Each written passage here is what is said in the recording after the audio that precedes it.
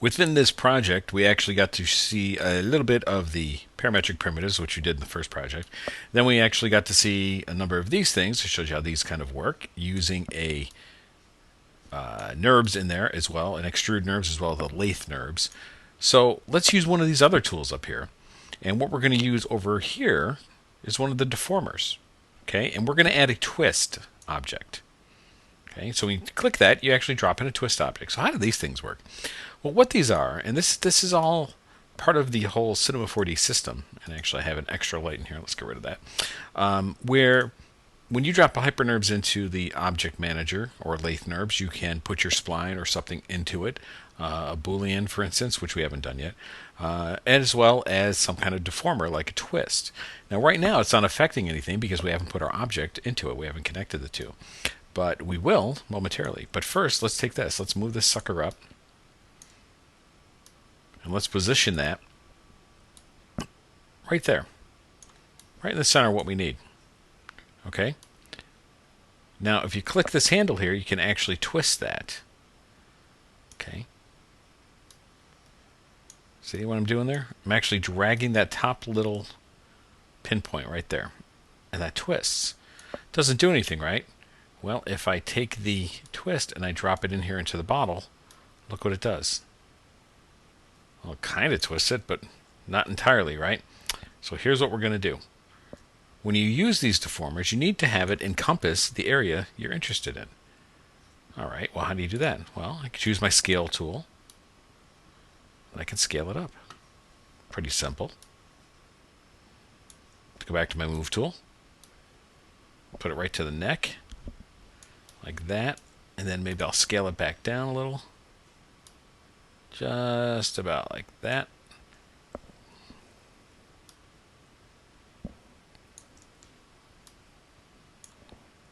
Okay, and then of course if you go to your twist object, you can come down here and play with some of the size variables numerically, if you like. So perhaps I want it to be a little bit shorter on the Y, but then a little more on the X and the Z, just so it completely encompasses it, rather than making it uniform. Okay. So now that I have that, I could twist it and then apply it, or drag it into my bottle structure and then twist it. And just like that, I'm actually changing the shape of that geometry. And because it's all based around a NURB structure, everything stays clean and smooth. It doesn't deform it more than it needs to be. Okay. Now, this twist shouldn't be more than about 45 degrees. So down here, I'm just going to put 45, press enter, and there we have it. Very nice deformer. You know, you might want to actually deform it a little bit more, but it's really not needed. Okay. So it looks really nice that way. Let's come back here to our selection tool. Okay, so there's our bottle up to this point, looking really nice. Some very subtle shape changes into it. And it works a lot better doing something like that than actually trying to worry about putting bumps and displacements and doing it with images. And the other advantage is that if you come in really close, you're going to know that those are true bumps, that that's physically displaced because it's going to catch the light in such a way. So that's using just one of the deformers. Now, other deformers in here, bend, shear, freeform deformation, explosion, and shatter, and so on, work very similarly, and we'll get to those. Not every one of them, but definitely a few so that you understand how they work even better. But the twist is very handy and very easy to use. All right, so let's back out a little bit. Let's go like this. Let's go ahead and now enhance the bottle a little bit. So what I'm going to do is I'm going to put my ground back on. Let's get back over here to where I want my camera. And I think let's take the ground. Let's choose the scale command. And let's scale up that ground some more. Just so it completely encompasses the scene and we can pull this out a little bit. Okay, so here's our bottle. I'm going to actually close that up because we don't need to select anything inside there now. Okay, we can move our bottle around. You can see the twist object stays with it. So what can we do now? Well, if we do a quick little render, right in the viewport here, we're going to see where we're at. Now I went and played around with some surfaces here to create sort of a, sort of some red pop inside there.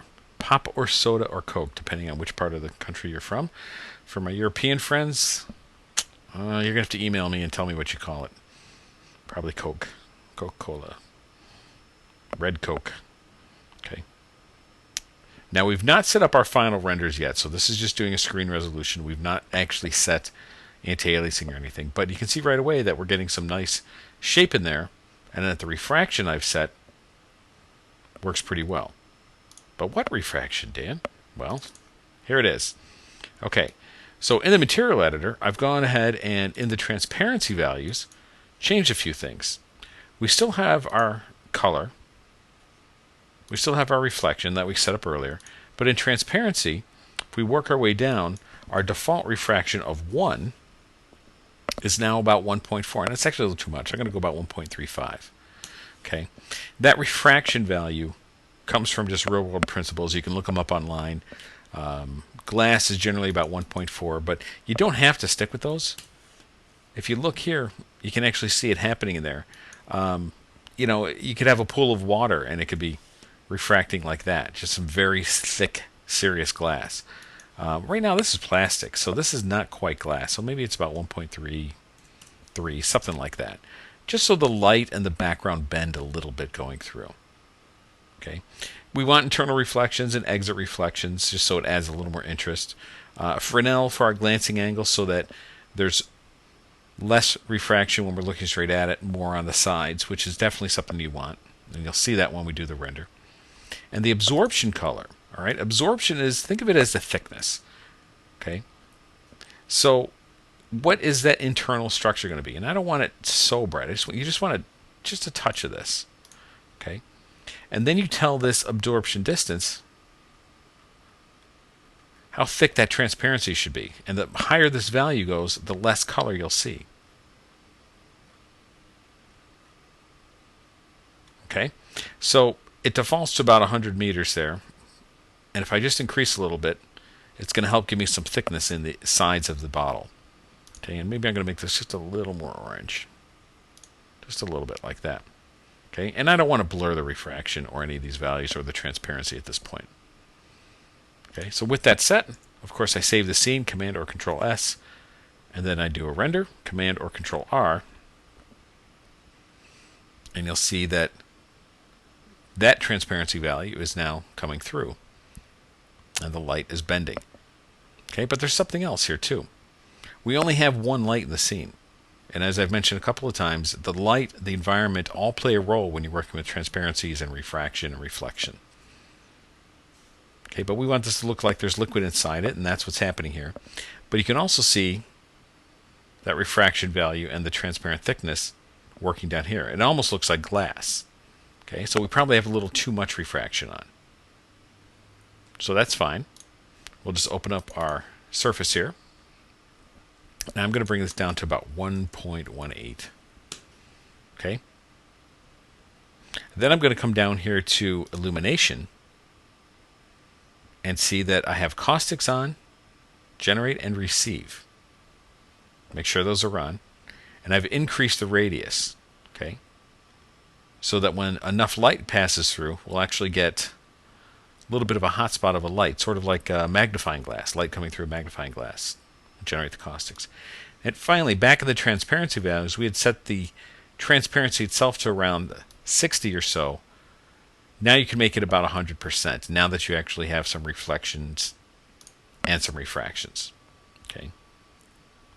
Now for the reflection itself, you can tell it to be more reflective, less reflective, and so on.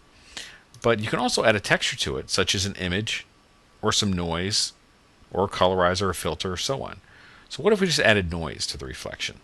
Let's just try that. Okay, you can actually add a little bit of a blur offset. Increase it to about 70%. And you could blur it if you want, but that should be okay. You can even change some of the colors in the reflection. Save the scene. And then the next thing I'm going to do is take the light, the main light, right there, Command or Control C with it selected, Command or Control V, so copy and paste, just like a Word program or anything else. Select my Move tool. And let's just move this over. Let's rotate it. Back to Move. And we're going to make this opposite, kind of off in the distance a bit. And let's just make sure it's actually hitting the model. Like that.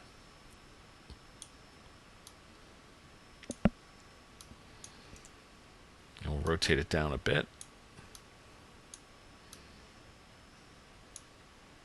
And then we can actually widen it out so it covers a little bit more area.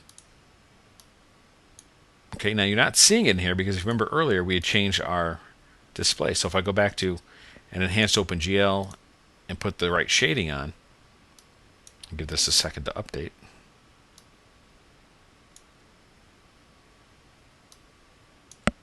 You can see now that I have my enhanced OpenGL on, I actually can see my shadows and everything else directly in layout. Right there as I lay out the scene. It's right in my interface. And it's a really nice way to work, but again, your video card needs to be able to handle it, and you see mine is, it does okay. It takes a little bit to catch up. But as a 4-year-old video card, it's actually working pretty well. All right.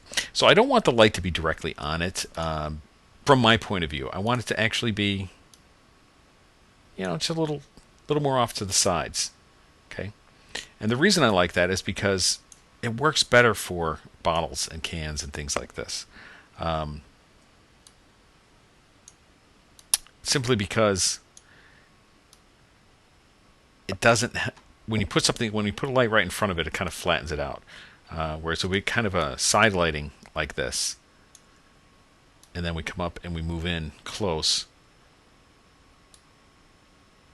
It helps illuminate the interior when it's a transparency. Okay. So I'm going to save the scene. The other thing I'm going to do with the second light, let me see which one this is. We want to actually color these and change their variables just a bit. So you can actually enable one or disable one. Okay, so yeah, so that's my second light. So I'm going to call this fill. Or if you want to be stupid, call it fill. Haha. And then this one here is a main light. And that's fine being just a bright white light, but let's just warm it up a bit. Just a little bit like that. And our fill light, could keep it white, keep it nice and white, but let's experiment a little bit. Give it just kind of a soft blue light from the back. I think I actually have my lights backwards. I do. This is our fill light. My bad. See, and remember I said earlier about naming these things as you go? That is why. I didn't name it the minute I copied it, and I forgot which one was which. There we go. There's our warm light, and here is our soft blue, just to create an ambiance, just a distance. And we could change that a little bit, but now let's go ahead and do a render. Now you've got 2 area lights set to 2 soft shadows. How do I know that? Well, we did the one right here, soft shadow area, and we cloned and pasted it. So all of those parameters copied, and then all we did was change the color of that copy. Now my intensity is still the same, and that could work fine, but I might actually want to bring that down a little bit. And you can actually put your light way in the back as well. But the point is, with these 2 lights on, with the refraction changes, the absorption distance for the transparent thickness, you can actually see that our bottle is starting to come to life. We're starting to have a very nice product shot. What we need to do now is texture the cap, put a label on here, and I still think we got to bring our refraction down even more, because again, it's too much like glass. We want it to be a little more like plastic. I'll give it just a couple more minutes here. And it's the only problem with area lights and doing caustics and refraction is that it takes a little bit longer. And we might want to up our specularity on the bottle as well. But don't judge everything just yet. We haven't put our final renders on. You should never judge anything until you have that final render. And that will clean up these edges here and here. But you can see that our bottoms are working pretty well, our indents that we created earlier. Okay, so there is our render thus far. Okay, with too much refraction, but some nice lighting on both sides. And I might even make the main light a little bit hotter. I think the soft blue light over here is working okay. So let's move on to the next video and we'll just continue on.